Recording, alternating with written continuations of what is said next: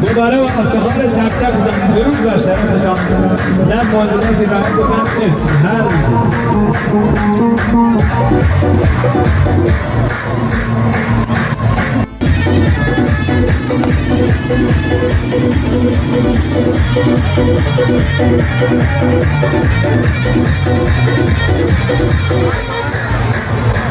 دوباره با افتخار چپ چپ بزن درود بر شرفتشان نه ماجرا زیرایی بکنم مرسی هر